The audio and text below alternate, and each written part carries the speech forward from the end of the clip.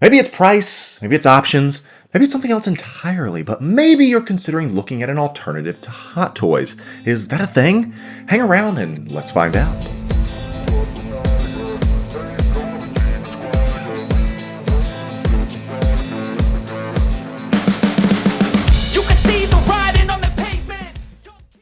With Hot Toys seemingly never planning to release another new figure and solely being focused on re-releases and repaints, I'm joking, of course, you may have considered looking elsewhere to get that nice fix of 6-scale plastic, but what can you come to expect from going to a third party?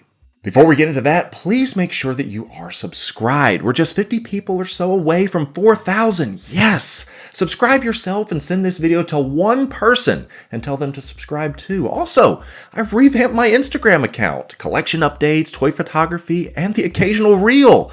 Regardless, I'm coming up on 6,000 there, so let's get there by the end of 2022 and 4,000 subscribers here by the next video. So let's get talking about alternatives to Hot Toys. While there are some exciting options like InArt and other options out there looking to dethrone Hot Toys in the future, until they actually release something, Hot Toys will still be king. But there are certainly some other companies already putting out some really cool figures and sometimes considerably less money. But who are these players and what is their quality like and are they actually worth picking up? When talking about Hot Toys alternatives, there are ultimately going to be two types of figures, licensed and unlicensed. We've talked before in another video about what makes Hot Toys so expensive, and we discussed that it's the licensing to produce these figures that often really is a hefty part of the cost. With a license, you can legally produce and sell these figures. There's an agreement between two parties, so when someone outside of that agreement is making something, they are the third party. Get it? Now we're going to look at them in a moment, but companies like 3Zero have the Game of Thrones license and legally produce those products. But there are companies out there producing products illegally. Hot Toys has the Marvel license, but I know I've certainly seen some non-Hot Toys figures floating around out there. Now I'm not calling in Matt Murdock or She-Hulk to help break this down. I'm simply showing you what is out there already. So let's address the elephant in the room. If a company doesn't have a license, yes, they are technically stealing from that IP and profiting off it. If you ever wonder why figures are called the Green Menace and the Cajun Card Dealer instead of the Green Goblin and Gambit, well, there's your answer. So you need to answer that moral question for yourself. Are you okay with supporting a company that is making an unlicensed product? That is for you to decide. There is also a difference in creating your own product, tailoring, research, sculpting, painting, as opposed to someone who is literally stealing a Hot Toy mold and recasting it. That is not a third party, that is a bootleg. So now I'm going to share with you some third-party figures in my collection and what you can expect from an unlicensed figure and share with you some reasons why I personally have picked up some really great pieces. One of the biggest things when it comes to third-party is that it gives you an opportunity to get figures that Hot Toys will never produce. It also gives you an opportunity to complete a line. It gives you an opportunity to really enhance your display, and those are just a few of the reasons that I've gotten some third-party figures. Now let's take a look at some of these third-party figures, starting with the Black Toys Men in Black. Now this pug here actually is a third-party figure in itself. It's not a part of the actual set, but it goes really well together with them. And we talk about complementary pieces. And just wanted to show you kind of what it is that you get here. So glasses are a little skew, apologize about that, but this is Agent J and Agent K from Black Toys Men in Black. Overall, when you got the glasses on, you don't really have to worry about any dead eyes. That's one thing you may need to worry about some of these third parties, but overall, it's not too bad. The tailoring is not great compared to Hot Toys. You can see a little bit of the wrist pegs showing there, so the outfit and the costume doesn't fit as well as you'd get with a Hot Toy, but the likeness is there. And then if you get tired of waiting on certain figures, I know that President Loki was up forever from Hot Toys and still has not been released, but there is this one from SW Toys, and it was super cheap, right around $100. That's an incredible likeness for a third-party figure. Now, it did come with some really cheap-looking hands. I did swap those out. That's a Stan Lee hand, actually. That is the dagger he came with, but I did go ahead and switch that out because it didn't look that great, sitting on a stool from one of the Game of Thrones figures, but overall, it's not too bad. And then we have a Logan figure. I think this is One Toys. It's called the Steel Wolf. Done some photography of him before. He comes with a lot of really cool things. Got a battle damaged head. There's a bloody body underneath that comes with multiple outfits. Has a little bit issue standing. He does come with a stand though, so that's a plus. But overall, I mean, these are characters that we haven't gotten yet and will either take forever to get or just won't get in general. And if you love Logan and Wolverine like I do, I mean, it makes sense. So why wouldn't you? Overall, not a bad piece. And then you have pieces like this, things from Netflix's Squid Game, to where you'd say, wow, that's a really cool show, really enjoyed it, but I'll never get a figure from that. Well, here you go. I don't even know what the company is that made this one, but I know you can get it online a few places still. But I got mine on eBay, and I love just the coffin. I mean, it's a prop, but it's the box it came in, and you can display it that way, and it really enhances your display. Really cool. But then you may be asking, okay, well, how do these pair with Hot Toys? And let's show you that.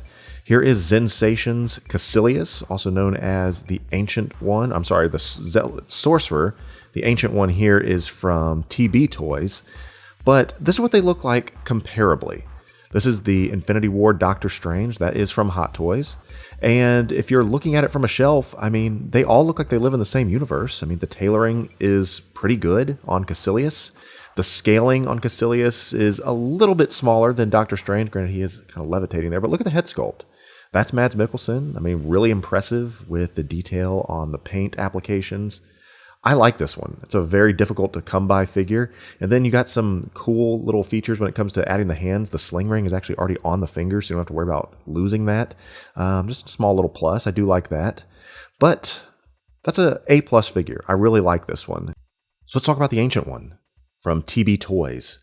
Now, this one does have its fair share of difficulties, but it does have some pretty neat features, such as this seamless arm that goes in at the elbow, kind of gives you a neat effect to do some neat posing. When it comes down to the accessories, I think they're fairly similar. You can look at the Doctor Strange ones here and see there are a little bit more detail, a little bit deeper, darker color, but that is the third-party one, and I think it looks pretty good, honestly. You can find a lot of things to complain about, but you're never going to get an Ancient One figure. I really like the wired hood on here. It looks pretty good, and I would be remiss if I told you it did not come with its flaws, because it does. And one of the things that is absolutely egregious are these ankles. Not for sure what is happening there, but she is very, very posable, but that is a little bit unsightly, and you will have to deal with that from time to time. But if you want an Ancient One figure and you want to build out a display, I mean, this is certainly worth it to me. Now let's play a game of licensed versus unlicensed. Can you tell which is which? This is Daenerys Targaryen, Emilia Clarke, that is Kit Harington, Jon Snow, Ser Jorah Mormont. These are all licensed products from 3-0. Now here is Grey Worm and Ser Davos. They are unlicensed, and as you can see, these head sculpts are far superior. So there are going to be opportunities sometimes where the figure is going to be better than the licensed one, and you're going to get it at a much better cost. I think I got Ser Davos for about $100, and I think Dany here, she's a smaller figure, and the sculpt's not that great. I think she was closer to $200, but you can see that the third-party figures definitely hold up. Here's Cersei once again. This is from 3-0. There's Jaime from 3-0. And then here is Tywin from Zensation. And you can see undeniably the head sculpt is far superior. So that's one thing to consider as well. So if you're sticking with the line and you say, do the figures ever improve? Do I want to get involved with some of these licensed third-party figures? Well, sure, why not? Do they ever improve? Yes. These are the original Walter White and Jesse Pinkman, and these are the second editions here in their hazmat outfits. And you can see definitely the sculpt improved. The paint applications improved. The Saul Goodman is a single release, but I thought it is better than the Walter and Jesse. But if you're looking at these two, you can see that, wow, the sculpt did improve. So yes, they do continue to make improvements. Just because it is not Hot Toys does not mean that it's not going to be a solid product or that it's going to improve later on down the line. So if you do have weaker figures that you have and still they mean something to you, put them in the back and then put the nicer ones up front. That's kind of what I did. And then you have some really, really nice display pieces. But yeah, these are fantastic figures, and I would put their head sculpts up against any. And then you have the idea of a few other figures, such as some Kitbashes. You know, we don't have a Joaquin Phoenix Joker, so this is actually a Kitbash. I had to buy the head sculpt, buy the clothes, buy the body, and kind of put that together yourself. That's something you can do, certainly. And finally, there's no denying that Hot Toys does have the better head sculpts. I mean, you can look at this Thanos and tell that it is far superior. And I'm not going to sit here and say that these figures from Toys Era are better. but they are complementary pieces. And when Infinity War came out, and if Thanos is something that was important to you, it might be worth having a Black Order member to add next to him. But you do have its share of problems. Some of the materials aren't great. As you can see here, there are some wrist pegs that are showing, but it comes down to that idea of having a companion piece. And to me, I would much rather have a Black Order to go with Thanos than not at all. And I think you can say they look great. So that is what you can expect, but where can you get them? When they first are announced, you will need to either pre-order them through a trusted reseller or buy them after they are released from the same.